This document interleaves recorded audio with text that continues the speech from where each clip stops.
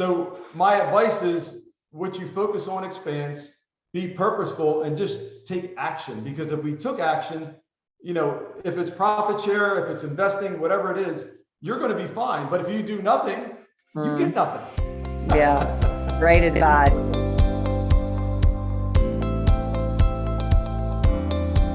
Welcome to the Profit Share Mastery Podcast with your hosts, Linda and Pres McKissack. All right. Hey, everyone. Welcome back to Profit Share Mastery Podcast. Linda, how are you doing? Doing fantastic. How are you, Pres? I am great. And we've got a wonderful guest speaker with us today, the one and only Mr. John Clidy, who doesn't really need much of an introduction. He might hold the world record for the most KW titles, I think, in the whole ecosystem. John, I don't know if there's a role you haven't done in the company. And so thank you for being on. I want to give you an opportunity to talk about your journey at KW and who you are. So John, introduce yourself. Hey, thanks for having me. Yeah, I do have a lot of roles. I got to start having like a shirt that has like all the roles on it, and it'll probably go in the back of it too. Yeah, thanks for having me.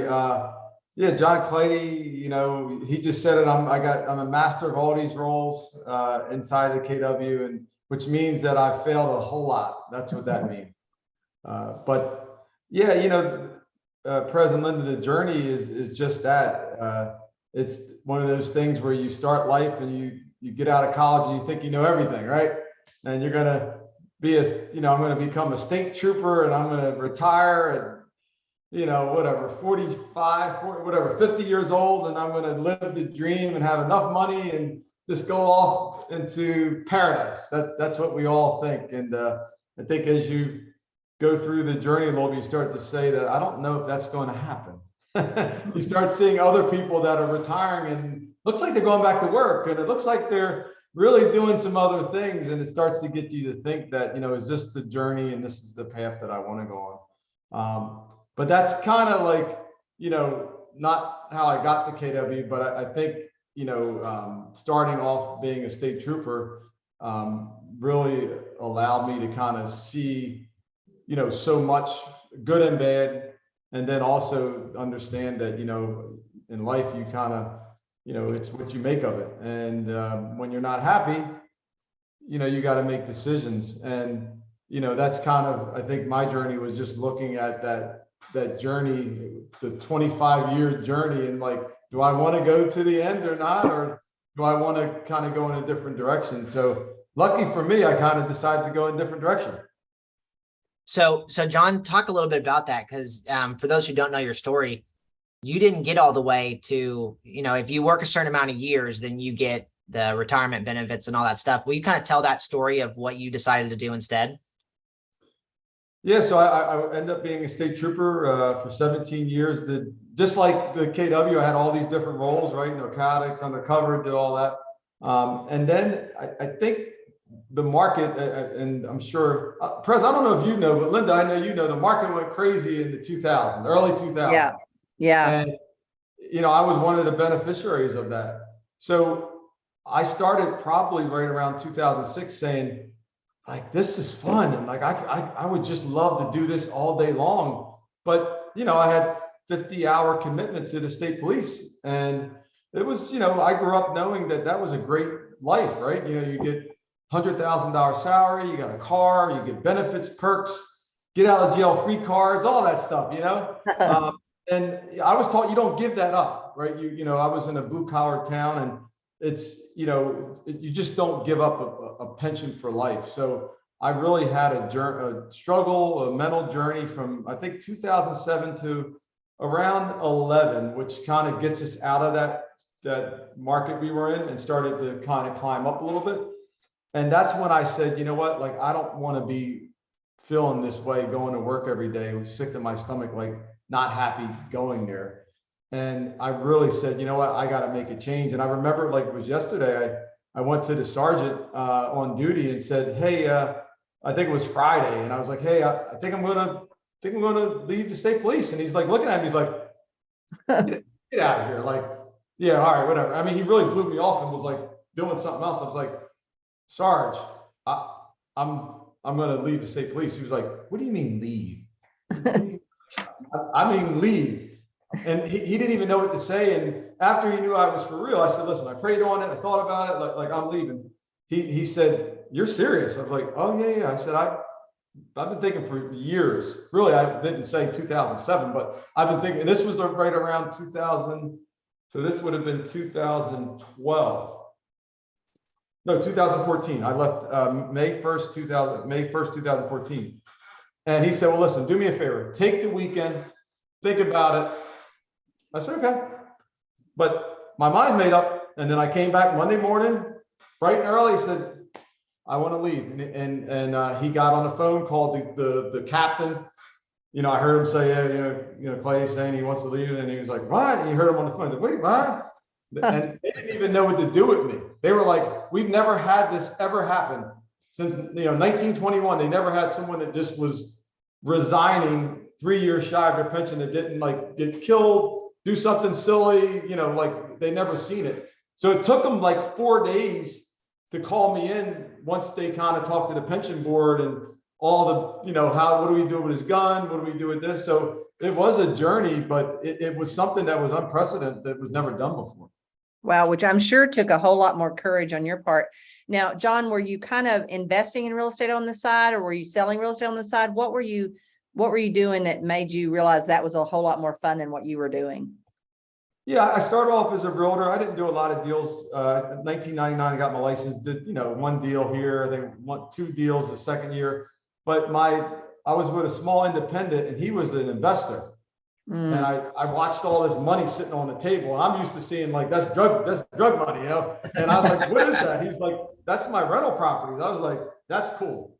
So and plus they're legal. Yeah, it was illegal, like legal cash. And so that kind of piqued my interest. And so I kind of got into that first before real estate. Like I started investing, and then that turned into a real estate career. That's awesome. That's so cool. Well, and one way that you got into all the things that you're doing, John, is you said yes. A lot of people, and the thing you said yes to took even more courage because, like you said, no one had done it before. And it was a mindset that you were taught differently on. And so what I love about this is the reason your life is as big as it is right now is because you said yes a lot, and you had the courage to take that step and let go of something that wasn't giving you joy and wasn't giving you energy, and had a deadline that you had to hit to that deadline to get that passive income. And so now you've switched, you're selling real estate. And what we really want to talk to you about a little bit is your profit share journey, and, kind of what's that been like. Press and I have a passion for helping a whole lot more people in Keller Williams take advantage of profit share. And, I just think great stories like yours will do that. So you were not unfamiliar with the fact that there were things like pensions or retirement plans or things like that. So tell us when you first heard about profit share, and what did you do, and tell us your profit share journey. Yeah, so when I first got recruited, it was a textbook recruit, right? It was a guy that used to sell me investment properties, foreclosure. He basically said, hey, you should always look at your second option. And he got me when I was like thinking about like opening up my own office anyway. So he got me at the right time. And he said, you should speak to my team leader. And the team leader happened to be an awesome friend, awesome guy, George Denny. And I spoke to him about it, and he mentioned this profit share thing. And I was like, so you mean to tell me that if I'm influential, I can get money for that? And at the time at Century 21, I probably brought probably 50, 60 people on, police officers, investors, or, I had a pretty decent sized team. So I never had problems bringing people, influencing people to come to whatever I felt strongly about. So when I heard that really piqued my interest.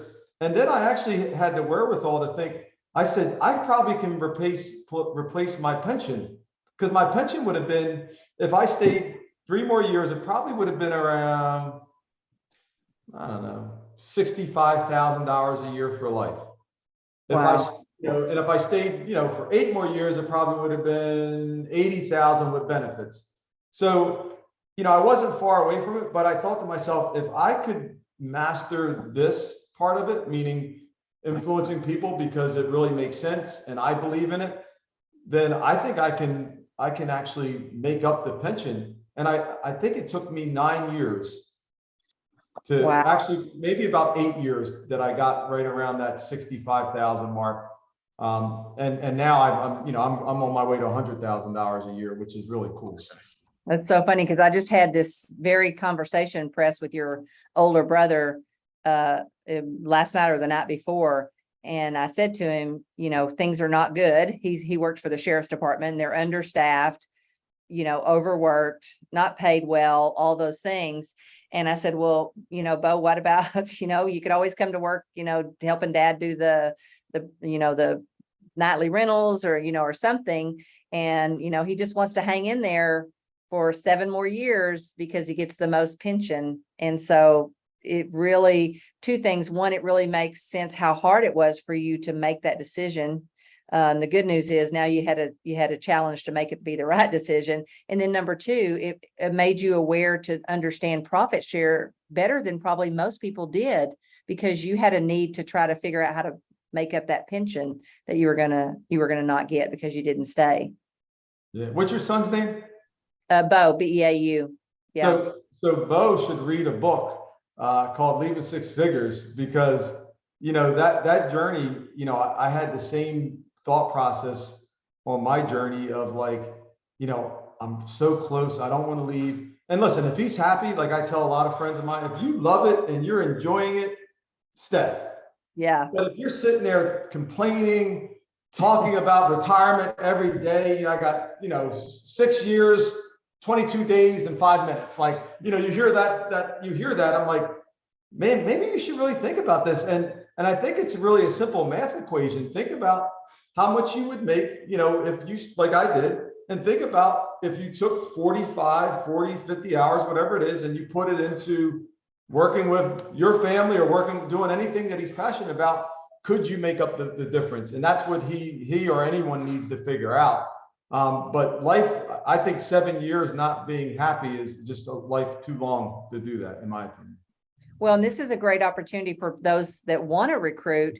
You could be asking people that are in law enforcement, people that are teachers, or people that are nurses right now, do you love what you're doing? And if they say, no, honestly, I don't, or if you know someone and they don't seem to be happy in it, you can offer them a great gift by introducing them into Keller Williams and then build your profit share at the same time. Well, and Linda, as a great tool, to John's point, I want to just connect the dots on this. John wrote the book, Leaving Six Figures. And so, John, I think that's been out for maybe 12 months, maybe a little bit longer than that. The book speaks to your story. And so it's a perfect tool. And I'm sure you've been using it as well to help attract people who are in those industries and showing them that there is a different path. Yeah, we're going to tell everybody on our profit share to get that book. What a great book to send out to potential recruits. I love it. I'm doing that immediately. I'm going to. Linda, and honestly, I've given away the book more than I've sold it, because it was always a passion project, not a profit project, meaning that if I can help someone not drive to work sick to their stomach every day and give them the courage. And I've had so many stories, people email me and text me and instant message me of thank you. I really thought I was alone, and I just shared, and I really just shared a journey, and it just happened to be a KW journey, because I really grew up, I think, as a leader. I was an agent, a good agent. I was a mega agent before Keller Williams, but I think I grew up as a leader and I grew up as a businessman as I came through Keller Williams. And then when that profit share and leadership opportunities, all about that, Linda, you're on a similar journey. And that's when it gets really fun, right? That's when you start talking wealth and you start giving other people the opportunity. And now you see them, and I'm sure you have plenty of people, inside your profit share tree that are, participants of all your blood, sweat, and tears. And I'm starting to see that now, which is cool. I'm like, yes, they get it. Yeah. They get it. That's awesome. Yeah. And we call it building wealth while changing lives, because each single one of us, John, can point to a place at a time that someone introduced us to Keller Williams and changed our life. And so to me, just focus on changing the lives, and the money will come through the profit share program by itself. but what are some of your experiences of, if you were talking to an audience who maybe isn't participating in profit share as much as you or I or Press or anyone, what would you tell them about what are some of the things that you've done to help build your profit share that have really worked really well for you? This is going to sound really simple. Just pick up the phone. And it was no more clarity. I knew I was going to do this call. So we're launching a new market center in an area. So part of my role, I told the new OP I would help out. So I had a list of 10, and my list started at the top, meaning, the top megas in this area. And it's funny, I actually text the people in this investment group, but my first 2 calls was a $30 million producer and 19, almost a $20 million producer. Both of them I got both appointments within 2 minutes. And all I said was, did you hear that Keller Williams is coming to town? You're one of the top agents, and we would love to have a cup of coffee with you. Would that be something that interests you? And she said, I heard, and yeah, I'll have a cup of coffee with you. Awesome, thank you. Now, I'm not even meeting them. There's going to be the OP candidate is actually going to meet them. So literally, I just was an ISA because I knew I wasn't going to meet them, but I got them 2 mega appointments that really seemed very, very positive. Now, the next 7 calls were not interested. One said they would go to a mastermind or any training, but not interested. But the first 2 could be mega $1 million agents in your profit share tree. So anybody could have made that call. It didn't have to be me. Yeah, so true. That's a great point. That's so true. So you've built your profit share tree. Kind of talk about the journey. So did you get that right away when they were bringing you into Keller Williams? Did the profit share bell kind of go off for you because of pension, or did it take a while for that to click in and you start working on it? No, you know what? I think I knew what it was, but I don't think I really knew until I started seeing like the money come in. I think the first time I made $1,000, I was like, whoa, like, and then and I don't think I got that buzz again until I hit 10,000 in a month. And I got that, like, I think last year I got that 10,000. I was like, whoa, I gotta get this thing going again, but I remember the 1,000 and I remember the $10,000 months that really energized me. Yeah, that's awesome. So how many people do you have? Do you know how many you have in your front line, John? I want to say the last I remember is about 28. 28. Okay, you're getting close to me. I only have between Jimmy and I, we only have 33. So what do you think has been your biggest success? Was it people that were at your prior company? I always tell people in our profit share mastery, if you come from another company, you should always make a call back into that company just to say, hey, I wanted you out of a professional courtesy. I wanted to let you know first, that I made a move, and I just want you to know I still want to be your friend. And if there's anything I can do to help you, keep me in mind, and then just end the call because you want to keep those doors open. Did you do that when you moved from Century 21, or what did you do? Well, again, I'm sure other people had this maybe, but I was actually good friends with the guys that the office I was with. And, it was an uncomfortable situation for both of us. And I was their top agent for years. So I really never called their roster at all. Now, when they called me, which I got those calls, I did my thing, but I never really called anybody from that office. But I will tell you that the buzz of me leaving, I was one of the top agents in that area. I got plenty of calls, and then obviously I called all the top people, kind of say, I don't know if you heard I left, just wanted to tell you, I know I always love working with you, nothing changes. And then of course they're going to say, well, why'd you go? And then you do your thing, then you do your thing. But I do think that first 4 months is really important from the time I left, because after a while, then it just becomes another agent that left, right? But that first couple of months, it's like a big deal. Like, whoa, why'd you do it? Tell me more. What's up? And then after that, it dissipates a little bit. So I highly recommend that take advantage of that initial. But I think still, for me, and I know it's for you, Linda, because I've heard you, the passion doesn't leave me. So if someone talks to me, they're going to see how passionate I am, not about profit share, not about money, about why I took Keller Williams. because of all those things, not one thing, right? There's the opportunity to training. I think Gary Keller is an amazing human being, probably one of the brightest minds in real estate. Like all those reasons, like I need to be on that team. I need to be part of that. And I can make an incredible passive income stream from doing so, which is why I think we're all pretty excited. And that's why you probably have this podcast, because it's exciting. So, Yeah. John, I want to hear more about, you talked about influence.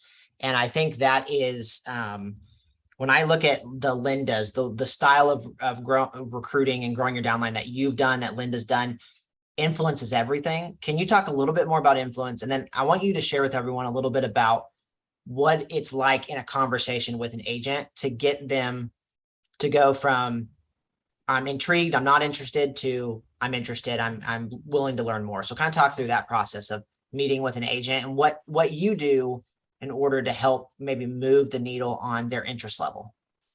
So I'm a scatterbrain. I got the last part. What was the first part? First part is influence. Talk about how you leverage influence and why you think it's important. Well, you both have it, right? It's called being a good human being. Yeah. I tried to be a good person all my life. I mean, not everybody's going to like you, but I tried to always treat people with respect. I don't care who they are, what they do, what's color their skin, that I could care less, right? So I think that's the big part. The other part is I don't really, money doesn't drive me. It still doesn't to this day. I think I get happy seeing people succeed. So I think when I talk to someone, I do have a caring, really, I have an ability for me to really say, like, what could I do? Like, what could you do with Keller Williams? And before that, I used to be like a matchmaker, right? I want to see everyone find like their love, right? I was like always trying to set my friends up because I was like, I think you'd be a great match, right? So really, I do the same thing with Keller Williams. Like, I think you'd be a great OP. I think you'd be a great team leader. For me now, I think you'd be a great RD, or I think you'd be a great MC, whatever that role is. I feel really excited about finding people find their thing, right? And so many people are trying to find it, right? There's a director of operations, there's Livian, there's so much, right? There's coaching, there's just myriad of things that people can do. So to me, we have something for everybody. So if you've got a good personality, you really care and passionate about what you want, you're going to drive. What's the thing? It's what's the magnet, opportunity magnet? Opportunity map. Opportunity map. No, there's I forgot what it was, but in CV or in 30, 60, 90, one of them, there's a. Oh yeah. What are your magnets? What are your? It's like your attraction magnets. Yeah, I forgot. Oh, value, validity, thrive. Oh, that's it. Right. Once people see, if, you or Linda or whatever, like 30 years ago or whenever you started your journey, it might have been a little harder to get in business with people, right? But now, it's not as hard for me to get a bunch of people that want to work for me. Now I can get a chance to say yes, no, or maybe this is for you, maybe it's not.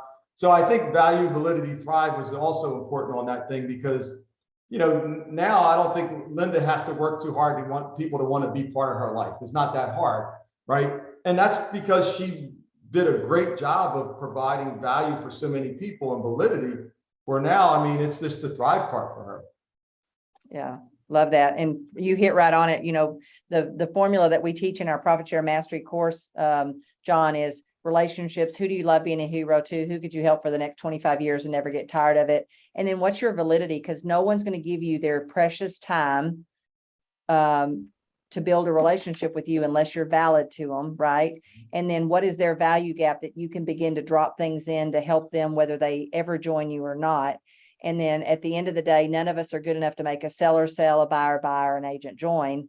We can get them to self-discover. And I love with that in the very beginning, when you talked about that mega agent or the people that said no, you didn't just let them shut the door. You said, would you be interested in coming to a mastermind or to an event? Because what you've learned and is that if you can get them to something, we can't make people join, but we can get them to something where they self-discover whether it's a right fit for them or not, whether it will make their life better and enhance their family's lives.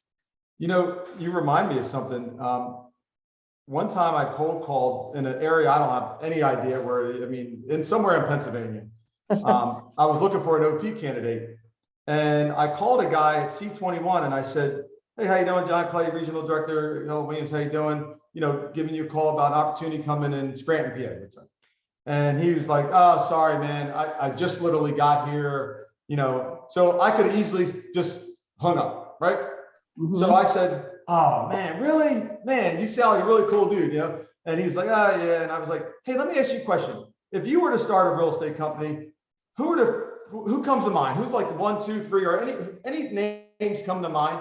And he sat there and he was like, kind of not going to answer me. And he was like, I was like, "Come on, anybody, just give me something, and then I'll let you go." And he was like, "You know what?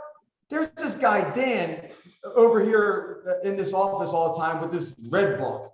And I'm like, the millionaire real estate agent? He's like, "Yeah." He's like, I was like, "What's Dan's name?" And he's like, "I don't know his number, but his name is Dan Taylor." And it's a true story. It is Dan Taylor. And I was like, "Okay." And I hung up, called back, and now he's been a team leader for almost 5 years, and he's going to be an OP, I think by the end of the year, I'm hearing. So I love that. I That's love so that. cool. What a great story. Well, one final question, John, this has been amazing. What one bit of advice, because our goal for the Profit Share podcast is to get the message out more, to make people understand what a beautiful gift we've all been given to change people's lives and to have a byproduct of building wealth because of it. What would be the one bit of advice you would give someone that's listening about profit share and why they should do it, or what would you do first? Just one bit of advice for anybody out there listening. this is going to be off the beaten path, but I think it's actually right on point of what you're asking. So one of the agents on my team, I told her I would pay for the purchase of a house and all the repairs if she finds a good investment property. And I kind of dilly-dally around, whatever. And I didn't really do anything about it. Now, I want you to fast forward. This is like 2.5 years ago. So right around COVID time, like right before that. And then the market starts to get a little crazy. And then I get re-energized and remind her, like, remember I told you a year ago, like we should do this, and look, we just gave up all this money. And then I reminded her again. We look back now that we probably lost about a couple $100,000 of income. Now we made up about 110 over the last year, but if she did it when I said it, we would have done even better.